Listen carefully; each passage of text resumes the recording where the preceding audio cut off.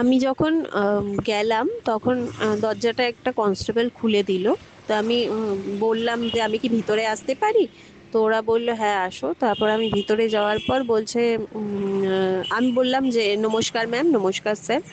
তারপরে একজন বলল ডকুমেন্টসটা দাও, তা দিলাম। তারপরে বলল বসো। আমি বললাম যে ধন্যবাদ ম্যাম, ধন্যবাদ স্যার বলে বসলাম।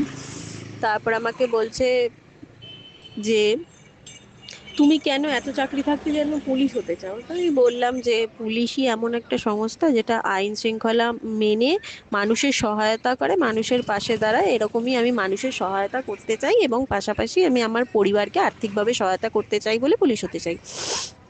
তারপরে আমাকে বলল যে খবর টবর দেখা হয়, খবর পড়া হয় বা টিভিতে খবর দেখা হয়? আমি বললাম মাঝে মধ্যে স্যার।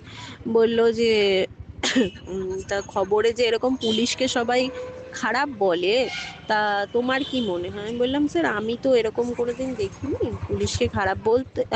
সরি, আমি বললাম যে স্যার আমার চোখে কোনোদিন পড়েনি যে পুলিশ কোনো খারাপ কাজ করছে। তাই আমার মনে হয় না যে পুলিশ কোনো খারাপ কাজের সাথে যুক্ত থাকে, পুলিশ মানুষের সহায়তাই করে। বলছে তাহলে এত যে জ্ঞানী গুণী মানুষ যে বলছে যে পুলিশ খারাপ, তাহলে কি ওরা মিথ্যা কথা বলছে? আমি বলছি, জানি না স্যার, এই বিষয়ে আমার জানা নেই।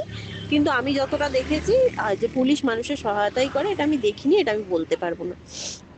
বলল ঠিক আছে। বলল তুমি কোনোদিন থানায় গেছো? আমি বললাম হ্যাঁ ম্যাম আমি থানায় গেছি। বলল যে কি করতে গেছো? আমি বলছি আমার একটা মোবাইল হারিয়ে গেছিল, সেখানেই আমি জিডি করতে গেছি। বলছে মোবাইলটা কি পাওয়া গেছে?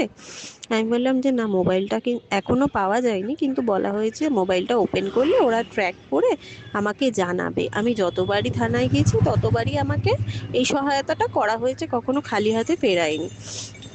বলল ঠিক আছে। বললো ধরো তুমি পুজোয় ঘুরতে গেছো, তোমাকে বললো যে অন্য রাস্তা দিয়ে যেতে, তখন তুমি কি করবে?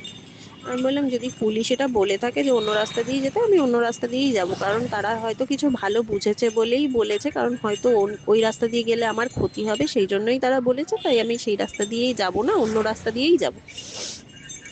এইবার তারপরে আমাকে বলছে যে তোমার কি কোয়ালিফিকেশন মাধ্যমিক? আমি বললাম না স্যার, আমার উচ্চ মাধ্যমিক আছে, আর আইটিআই আছে, আর সিভিল ডিফেন্স আছে। বললো যে আইটিআই কি আছে? আমি বললাম যে পিটার। বলছে আর সিভিল ডিফেন্স? আমি সিভিল ডিফেন্স ব্যারাকপুর এসডিও থেকে আমি করেছি। বললো ঠিক আছে, খুব ভালো। তারপরে তারপরে এগুলোই বললো। আর কি বললো? আর আর তো সেরকম কিছু মনে পড়ছে না, এগুলোই বলেছে। প্রথমে আমি গেটটা আস্তে করে খুলে বললাম আমি কি ভেতরে আসতে পারি স্যার? ওনারা বললে হ্যাঁ আসুন। আমি বললাম ধন্যবাদ। দিয়ে ওখানে গিয়ে আমি বললাম good morning sir, good morning ma'am. দিয়ে ওনারা বললেন যে বসুন। আমি বললাম ধন্যবাদ স্যার। বলার পরে একজন স্যার পাশ দিয়ে জিজ্ঞেস করলেন যে কি নাম? আমি বললাম স্যার সুস্মিতা সাহা। বললো আচ্ছা। দিয়ে বললো যে আপনার সম্পর্কে বলুন, ইন্ট্রো দিন। আমি বললাম স্যার আমার নাম সুস্মিতা সাহা, এইখানে থাকি, আমার বাড়িতে এই আছে, আমি এত সালে মাধ্যমিক উচ্চ মাধ্যমিক গ্র্যাজুয়েশন দিই এবং বর্তমানে আমি জাতীয় ন্যাশনাল দলের খোখো প্লেয়ার এবং আমি ইয়ে করি, জিমে একটা কাজ করি। ওনারা বললো আচ্ছা ঠিক আছে। দিয়ে এসপি ছিলেন কামনাশিস সেন, উনি বললেন যে আচ্ছা বলো তো, উনি একটু হিন্দিতে টেনে বলছে কার্ডিওতে কী কী এক্সারসাইজ আছে। আমি বললাম sir jumping Jack, হাইনি, mountain climb এগুলো আছে। এছাড়া ওয়েট ছাড়া দাঁড়িয়ে দাঁড়িয়ে আমরা হাত বডিতে দৌড়াদৌড়ি করে যে এক্সারসাইজগুলো করি ওগুলোই কার্ডিও এক্সারসাইজ। বললো আচ্ছা ঠিক আছে। দিয়ে বলার পরে বললো ইয়োগা আর জিমের মধ্যে ফারাক কী আছে, কোনটা বেটার? আমি বললাম স্যার দুটোই ভালো, একটাতে ওয়েট ট্রেনিং করতে হয়, কার্ডিও করতে হয়, বেশি কষ্ট হয়, কিন্তু ইয়োগাটাতেও কষ্ট হয়, কিন্তু ওটা বেশি দৌড়াদৌড়ি লাফালাফি নেই, ওটা বেশিরভাগটা বসে বা দাঁড়িয়ে এক জায়গার মধ্যে স্ট্রেচিংয়ের মাধ্যমে করতে হয়। যে যেটা প্রেফার করে, তবে দুটোই ভালো, শরীরচর্চা করাটা উচিত যে যেটাই করুক। বললো ঠিক আছে। দিয়ে বললো যে অমর্ত্য সেন এখন যে টিভিতে আসছে, আমি কনফিউজ হয়ে গেছি, উনি নোবেল প্রাপক না ওই অর্থশাস্ত্রে অর্থনীতি নিয়ে যেটা লিখেছে? নিয়ে না সরি স্যার এই মুহূর্তে জানা নেই। বললো ঠিক আছে। বলছে রাজ্যসভা লোকসভার সব কোশ্চেন ওই কামনাশিস স্যারই করছিলেন, লোকসভার মধ্যে ডিফারেন্সেসটা কি? আমি ভাবলাম একবার বলি যে লোকসভা সেন্ট্রালের আর রাজ্যসভা লোকের, তাই তো? দিয়ে আমি সরি উল্টোটা, দিয়ে আমি বলিনি, আর না সরি স্যার এই মুহূর্তে মনে পড়ছে না। আর একটা বললো রাশিয়া আর ইউক্রেনের যুদ্ধের মেন বিষয় কি? আমি বললাম সরি স্যার এই মুহূর্তে মনে পড়ছে না।